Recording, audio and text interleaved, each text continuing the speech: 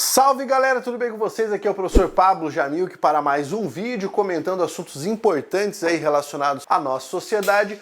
E hoje eu vou falar para você sobre algo que está aí pululando, tá? Sendo um assunto muito debatido, pelo menos no meu estado e provavelmente logo em todo o território nacional. Vamos falar um pouquinho sobre a educação militarizada. Ninguém melhor para falar a esse respeito do que alguém que trabalha com educação. Vamos conhecer um pouquinho desse tópico aí logo depois que o Carlão rodar a vinheta. Roda a vinheta aí, Carlão!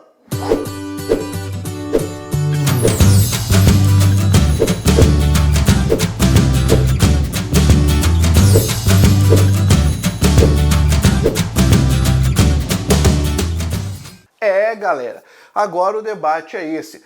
No Paraná, nós temos ali uma votação, uma espécie de plebiscito para a transformação de algumas escolas em escolas cívico-militares. Isso significa que existe aí a incursão do sistema do colégio militar em algumas escolas, essa pequena transformação. Quando isso saiu no Paraná, muita gente bateu palmas e falou: nossa, que coisa boa! Isso é algo extremamente interessante. Afinal de contas, com o colégio militar, nós teremos os melhores resultados. E agora vamos pensar um pouquinho sobre o colégio cívico-militar, a proposta de militarização do ensino, ou de trazer um pouco da militarização ali, suas consequências e, é claro, vamos falar um pouquinho aí sobre aquilo que você precisa pensar, aquilo em que você precisa pensar antes de sair dando aval de qualquer maneira. Primeiro fator que nós devemos considerar: por que as pessoas desejam uma militarização do ensino ou uma militarização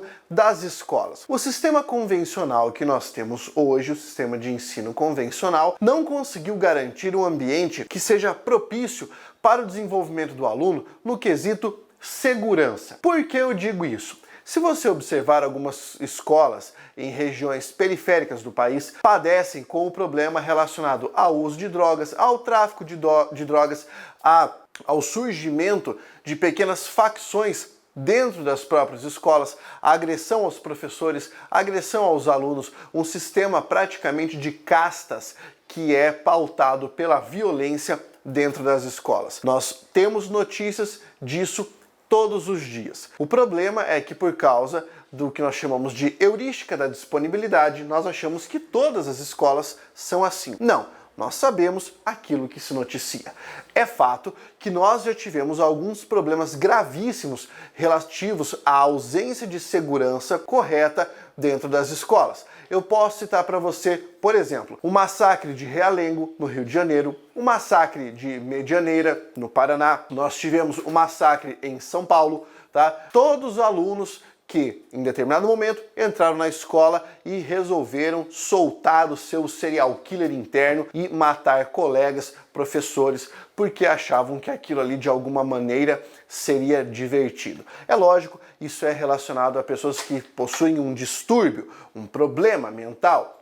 Isso é uma doença. Agora, nós também devemos nos questionar a respeito de quão eficaz é a segurança da escola para ter um aluno que entre armado e consiga cometer esse tipo de crime. Isso não é privilégio do Brasil. Os Estados Unidos também possuem diversas chacinas já registradas dessa natureza. Isso significa que não é só no sistema educacional brasileiro em que há falhas de segurança. No sistema educacional americano também há, certo? Então, isso não é, entre aspas, um privilégio do Brasil. Mas o fato é realmente que aqui existe um problema relativo à segurança nas escolas. Agora, esse problema não tem nada a ver com o sistema educacional, porque esse é um problema de segurança. Quando nós falamos em violência, quando nós falamos em tráfico de drogas, quando nós falamos em formação de grupos de alunos que marcam de se encontrar em determinado lugar para resolver suas diferenças na porrada, nós estamos falando de problemas que são relativos à segurança. Isso nada tem a ver com o ensino de física, química, biologia, língua portuguesa, matemática. Talvez tenha bastante a ver com o ensino de algumas disciplinas que hoje são bastante abandonadas dentro da escola, como antropologia, sociologia e filosofia, porque são essas disciplinas que trabalham os valores humanos, a convivência em sociedade, a ética, a moral, os costumes e os limites. Essas são as disciplinas que trabalham isso. Você não tem aula sobre ética em química, não tem aula sobre ética na aula de física, não tem aula sobre ética durante a aula de matemática. Talvez uma pincelada muito curta em história, quase nada em dinâmica social na geografia. As disciplinas que tratam desses assuntos são disciplinas hoje que são execradas por grande parte da população que não reconhece a sua importância. Tudo bem, não acredito que nós tenhamos uma melhora do dia para a noite, porque isso é uma questão conjuntural e envolve segurança. O que acontece com a militarização nesse processo, e aí seria um ponto positivo para a militarização, seria trazer não só os recursos, mas a disciplina militar para dentro das escolas, o que em determinados locais pode trazer de fato alguma melhoria no princípio educação, mas em outros pode gerar grandes conflitos. Imagine você aquela escola que era dominada por traficantes, que agora vai ter que disputar espaço com quem irá fazer a segurança da escola, com quem vai impor disciplina militar ali. Vamos pensar que existem outras questões a esse respeito. Se nós formos levar em conta os números, os colégios militares, os institutos federais, certo? Os institutos tecnológicos no Brasil são aqueles que apresentam as melhores notas no IDEB e no Enem. Isso significa que a disciplina que é trazida ali, de certa forma, pode contribuir e muito para a absorção dos conteúdos. Por outro lado, existe um argumento contrário a essa militarização da educação, que é a imposição da disciplina que segue um modelo do panóptico descrito pelo Michel Foucault, lá no livro Vigiar e Punir. Ou seja, uma espécie de ensino que não leva em consideração a subjetividade do aluno. É uma espécie de ensino que é de mão única, ou seja, sai unicamente do professor e, em tese, esmaga o aluno. Isso é comentado em diversas obras, né? Vamos pegar aí como exemplo alguns filósofos, né, que falam sobre o chamado poder simbólico, né? O poder simbólico, e aí nós teríamos uma violência simbólica, perfeito? A violência simbólica que se impõe pela autoridade, a imposição do poder pela autoridade. O que acontece? A longo prazo, você tem pessoas que param de questionar, param de se insurgir contra a ordem vigente. Pablo, mas é isso mesmo que eu quero, pessoas que parem de se insurgir contra a ordem vigente. Isso é bom até determinado ponto. Eu chego a dizer que isso não é necessariamente bom. Por quê? Se você não tem pessoas que se insurgem contra a ordem vigente, você deixa de ter questionadores. E quem muda o mundo são os questionadores, não os conformados. Os conformados vão apenas buscar um ensino tecnicista e tecnológico. E aí está outro argumento muito complicado para você pensar em relação à educação militar. O ensino tecnicista ou tecnocrático é aquele que vai conduzir o aluno apenas para o mercado de trabalho. Ou seja, eu vou pegar toda a minha juventude que está ingressando na escola e vou transformar em futuros empregados. E vou transformar em futuras pessoas que vão apenas buscar o mercado de trabalho. Nesse caso, nós matamos um pouco, por exemplo, do empreendedorismo. Nós matamos um pouco até mesmo da essência da produção no sentido de inovação. Então, nesse caso, nós teríamos aí, novamente, uma postura do Brasil para formar pessoas que não vão inovar, vão apenas continuar no mesmo patamar. É evidente que você vai falar para mim, Pablo, mas isso não faz sentido, porque eu estudei em colégio militar, hoje eu tenho empresa, hoje eu tenho isso. Perfeito, você é uma pessoa. Quantas mais seguiram o mesmo caminho? Não faça essa comparação, tá? Eu consegui, então todo mundo consegue. As pessoas não são iguais, perfeito? E é justamente por isso que nós temos o ensino e a educação, para tratar os desiguais de forma desigual, de maneira a conseguir igualar de um jeito ou de outro e trazer o mínimo de equidade. Isso está na escola, isso está na essência da educação. Vamos pensar em outras características.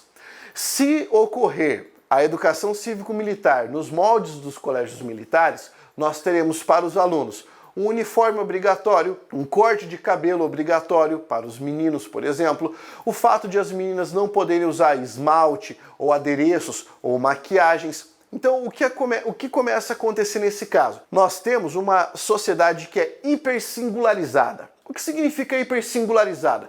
Cada pessoa tem a sua personalidade, a sua forma de falar, a sua forma de se expressar, a sua forma de vestir, etc. E isso está muito presente nos adolescentes e nos jovens hoje, fundamentalmente. Veja aplicativos como TikTok, Instagram, tá, e afins para você perceber isso. De uma hora para outra, você vai falar, filhão, agora você vai estudar nesta escola. Então aquela camiseta que você usava antes já não pode mais usar. Tire esse brinco da orelha porque você não vai ser aceito de brinco lá.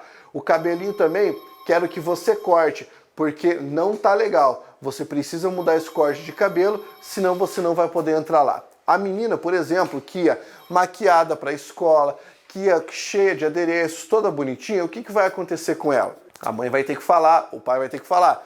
Agora você vai ir como todas as outras meninas. Você vai ficar igual às demais. E aí nós temos um problema.